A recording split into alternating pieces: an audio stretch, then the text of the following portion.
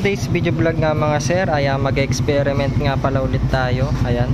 So bali dito yung 1K RPM na clutch spring tsaka center spring dito sa Honda Click natin ay ilalagay natin dito sa Honda Click na kulay pula yung sa isang motor natin. Tapos ito yung ilalagay natin na bola, 15 grams na JBT fly ball. So tignan natin kung ano yung magiging performance nito. So nabili natin ito na worth 400 pesos. Ayan. So dito natin siya ilalagay. So all stock panggilid, all stock gulong, no. So ito kasi naka big tires tayo rito. Iba yung takbo niya, mabagal yung takbo niya sa big tires. So susubukan natin siya dito sa all stock. Ayan. Nakabit na yung center spring tsaka clutch spring na 1K RPM tsaka itong 13 grams straight na fly ball ay mag-top speed tayo mamaya. So ayan, 1,000 km pa lang, karumi na agad, oh.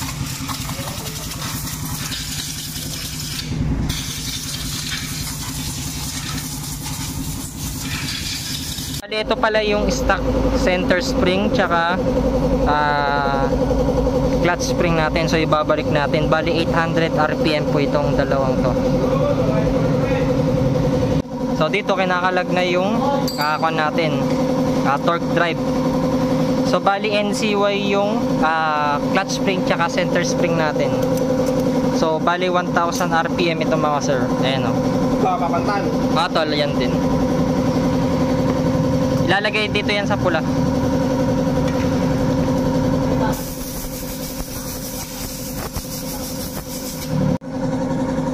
So dito tinatanggal na rin yung clutch spring. So yun mga sir, NCY din siya, kaso kulay blue.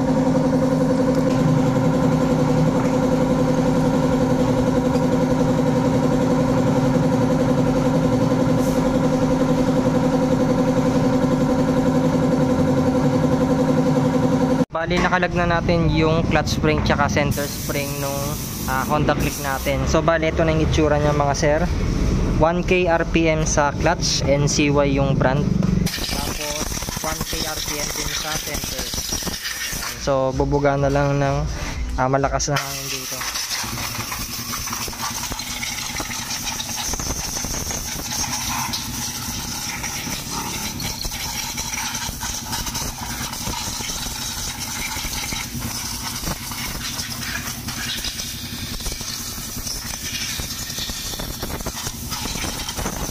So dito kakalagin na yung torque drive nya tsaka yung pulley set. So dito bali 15 grams yung stock bola ng Honda Click.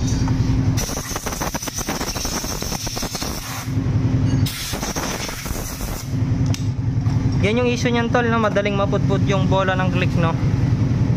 Parang nagkakaroon ng kanton eh.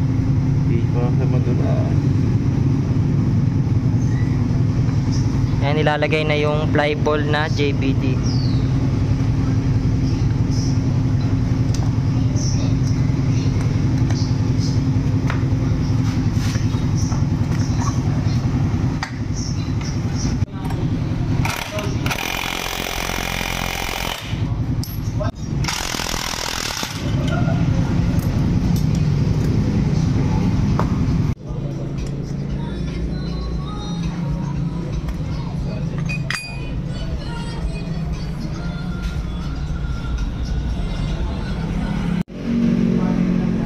Ay, nakakabit na rito yung clutch spring.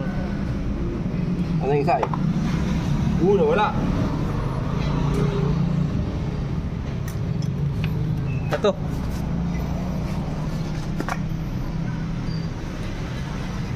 Ay, nakabit na yung NCY na clutch spring.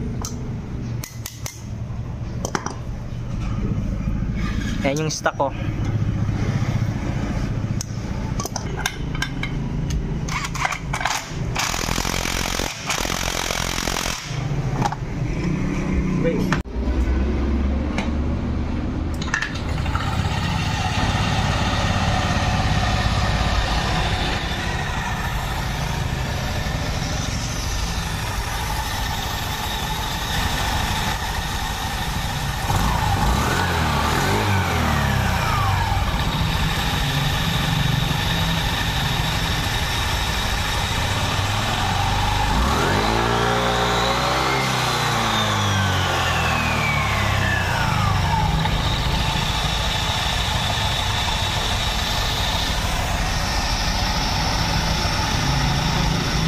Okay na, no? Nakiwasak dyan. Wala. Ayan, okay na mga sir. Pwede na tayo mag top speed.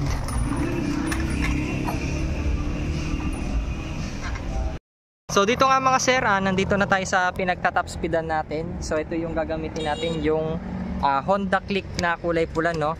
So itong setup na to, hindi po siya pang top speedan, no? Yung pang mabilisan.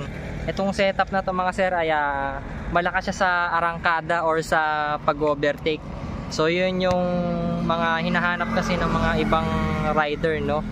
Yung iba ayaw naman nila ng mabibilis. Gusto nila yung arangkada lang. So try naman natin siya sa top speed.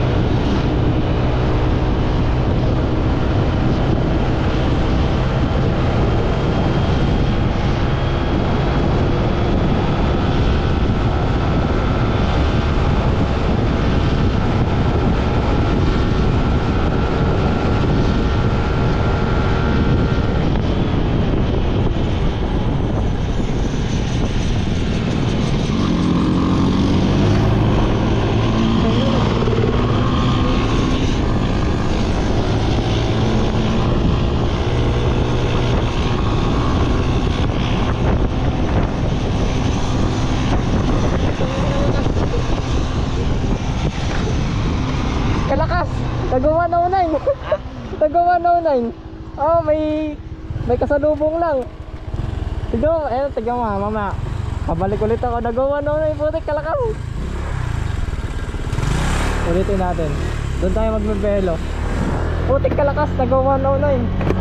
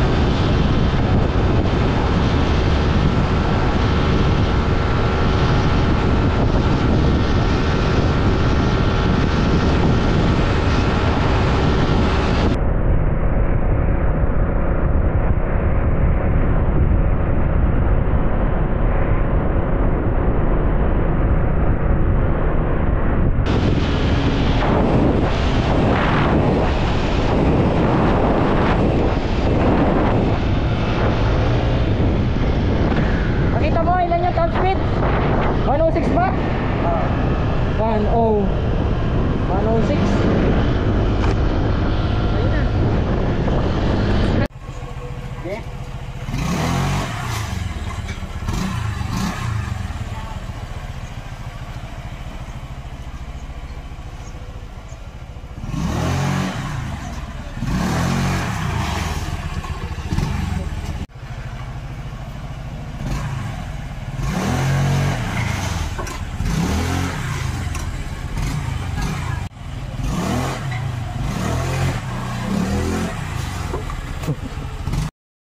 So yun mga sir, no, kakauwi lang natin. So nung nag top speed tayo, nasa 110 po siya, solo ko, no. So 65 kilograms po tayo.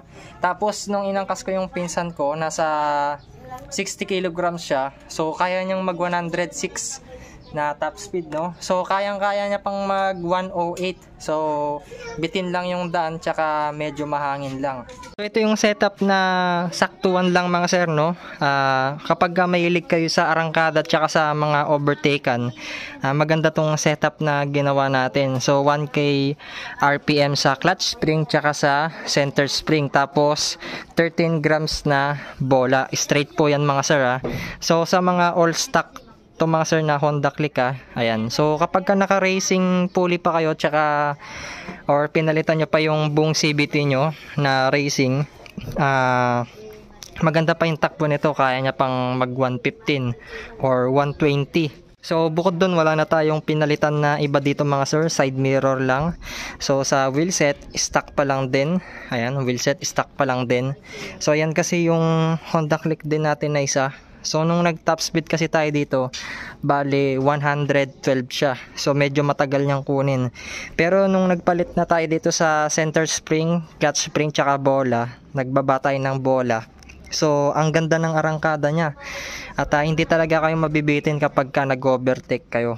Kapag gusto nyo nga bumili ng mga clutch spring tsaka center spring pati yung bola, maglalagay na lang po tayo ng link dyan sa baba, sa pin comment at dyan sa description box, para pag kinlik nyo po yan ay rekta Shopee na po kayo mga sir. Tapos dito pala sa gas consumption nya mga sir ay nasa 38 kilometers per liter na lang siya. So medyo magastos siya ng konti, no. So ayan, 38 kilometers per liter. So dati kasi yung all stock to, nasa naglalaro siya sa 40 to 43. Ayan, nabawasan ng 5. Pero kapag ka long distance naman, madadagdagan pa yan mga sir, no. At saka depende na rin yan sa pagpigaan ninyo sa throttle, yung habit ninyo dito. Kung mabomba kayo, talagang magastos siya sa gas. So dito na nga rin magtatapos yung video vlog natin sa pagtotono ng CVT, no. So stock CVT lang yung nakalagay dito. So nagtono na lang tayo sa spring tsaka bola mga sir, no. Ayan. So kung 65 kilograms kayo, magandang setup tong ginawa natin para sa inyo, no. 60 to 70 kilograms, okay na okay po yung ganitong setup. At dito na nga po magtatapos yung video vlog natin. At huwag nyo nga po pala sana kakalimutan na i-click yung subscribe button, pati na rin yung notification bell, para sa tuwing nag-upload po tayo ay lagi kayong ma-notify at lagi kayong updated. And thanks for watching. I know